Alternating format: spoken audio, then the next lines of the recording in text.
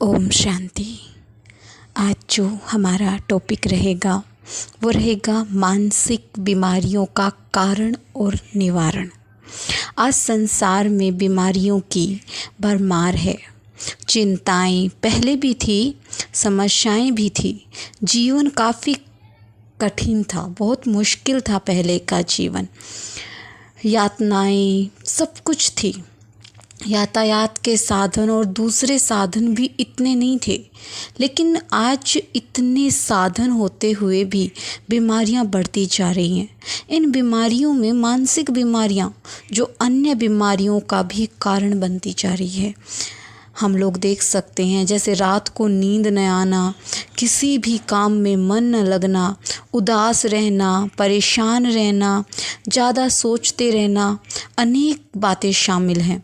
इसको चिकित्सक अगर विज्ञान ने भिन्न भिन्न नाम दिए हैं, है ना। हम देख सकते हैं कि जो वैज्ञानिक हैं उन्होंने इसको बहुत से नाम दे दिए हैं।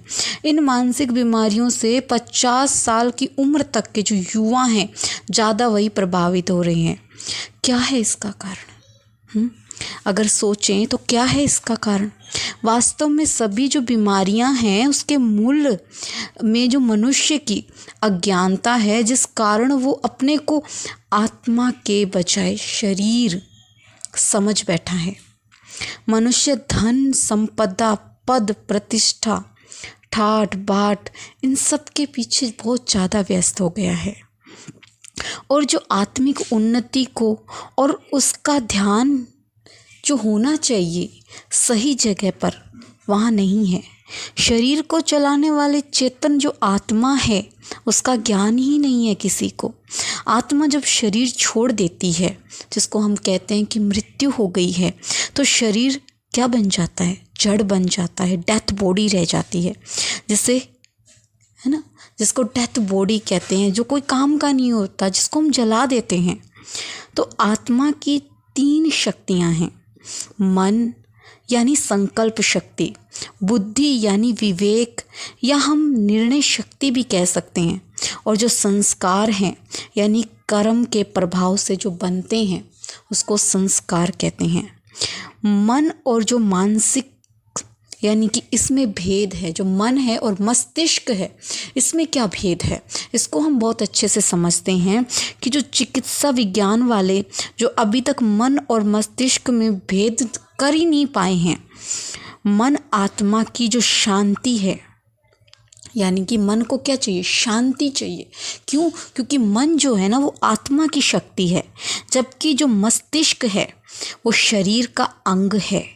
जो आत्मा के लिए जैसे कंप्यूटर का काम होता है ना, वैसे ही जो मस्तिष्क है वो इस शरीर के लिए कंप्यूटर का काम करता है ना। आत्मा जो है वो मन और बुद्धि के द्वारा मस्तिष्क रूपी कंप्यूटर को क्या करती है? चलाती है, जिससे पूरा शरीर चलता है। जैसे अब बड़े ध्यान से समझिएगा, जैसे गाड़ी का इंजन होता है तो उसी को चलाने से पूरी गाड़ी चलती है, और चलाने वाला है ड्राइवर। बच्चे को बचपन से ही अच्छे संस्कार देने की कोशिश होती है ताकि वो जो बड़ा होकर बहुत अच्छा इंसान बने।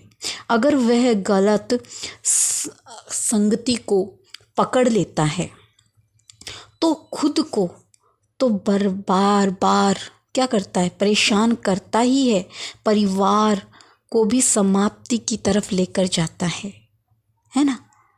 कई समस्याएं खड़ी कर देता है। मन भी बच्चों को क्या करते हैं? हमारा जो मन है वो भी एक बच्चे की तरह है। उसके संग की संभाल की भी आवश्यकता है। ईश्वरीय ज्ञान और राजयोग से आत्मा की बुद्धि ज्ञान से भरपूर और शक्तिशाली बनती जाती है, तो उसका पूरा नियंत्रण मन पर रहता है। मन वही संकल्प रचता है जो सही हो, कल्याणकारी हो। फलस्वरूप आत्मा के कर्म भी श्रेष्ठ होते हैं। इससे आने वाले सतयुग और त्रेता युग में संसार सुखी होता है। अब हम आगे समझते हैं कि इलाज किसका होना चाहिए? इलाज होना चाहिए मन का। द्वापर के बाद क्या हुआ कि देह अभिमान में आने के कारण और आत्मा की जो बुद्धि है उस दीपक को क्या हो, ज्ञान युक्त न मिलने के कारण, है ना, हमने उसको ज्ञान युक्त नहीं किया। जो ज्ञान का घी है वो आत्मा को, उसकी बुद्धि को नहीं मिला है। उसके कारण जो विवेक की रोशनी मंद हो गई और उसका मन पर नियंत्रण कम होता चला गया। मन मानी करने लगा, जहाँ नहीं जाना चाहिए उधर जाने लगा। मन जो है वो कर्मेंद्रियों का गुलाम बनता चला गया। कभी आँख से अच्छा अच्छा देखने की इच्छा होती है, कभी कानों के द्वारा अच्छा अच्छा सुनने की इच्छा होती है, कभी जीभ का स्वाद, है ना, कुछ स्वादिष्ट भोजन खा लें, इसके लिए मन भटकता है। और थकावट के कारण कमज़ोरी आ जाती है उसके अंदर। उसको ये पता नहीं रहा कि बाहरी वस्तुएं जो कि नश्वर है, यानी कि नाशवान है, विनाशी है, वो सुख नहीं दे सकती। जो शांति, जो सुख वो बाहर ढूंढ रहा है वो उसको बाहर नहीं मिलेगा, वो उसके अंदर ही है, लेकिन उसे अंदर झांक कर देखने की फुर्सत ही नहीं है। इसी कारण उसने जो गलत जीवन शैली है उसको अपना लिया है और अपने को, अपने शरीर को रोगों का घर बना लिया है। इसीलिए इलाज होना चाहिए मन का, लेकिन चिकित्सा विज्ञान वाले भी मन और मस्तिष्क जो है, हमारा दिमाग जो है, उसके अंदर भेद न कर पाने के कारण मस्तिष्क का इलाज करके इलाज की इतिश्री कर देते हैं। और जैसे मस्तिष्क रोगियों को बिजली के झटके दिए जाते हैं, उनके ऊपर अनेक सर्च किए जाते हैं।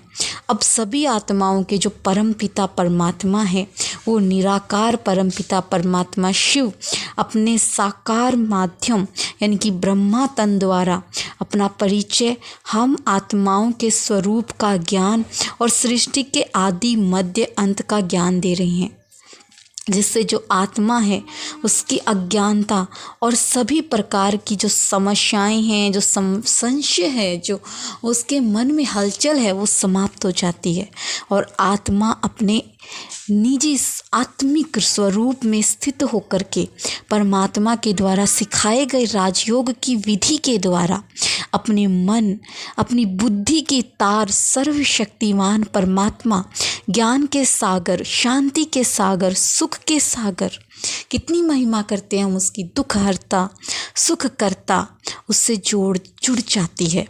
शक्तिशाली बन करके सभी समस्याओं और बीमारियों पर जीत पा लेती है। ईश्वरीय ज्ञान से सद्बुद्धि जो जागृत हो जाती है ना, उससे फिर क्या होता है कि जो व्यर्थ है वो सारा समर्थ में परिवर्तन हो जाता है।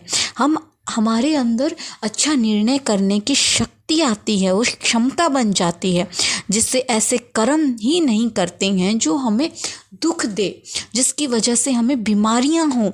अतः इसलिए क्या करना चाहिए, विश्व को जो विश्व है उसकी सभी आत्माओं से अनुरोध है कि जो प्रजापिता ब्रह्मा कुमारी ईश्वरीय विश्वविद्यालय है, जो आपके गांव में मिलेगा, आपके शहर में मिलेगा, आप वहां जाइए, आप सेवा केंद्र पर अवश्य पधारिए और पधार कर परमपिता परमात्मा के द्वारा जो ज्ञान दिया जा रहा है, जो सत्य ईश्वरीय ज्ञान संदेश और जो राजयोग सिखाया जा रहा है, उसको सीख करके अपने मस्तिष्क की और अपने शरीर की सभी बीमारियों से मुक्त हो जाएं।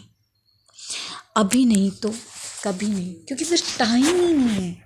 अब नहीं करेंगे तो कब करेंगे। अच्छा, आज के लिए बस इतना ही।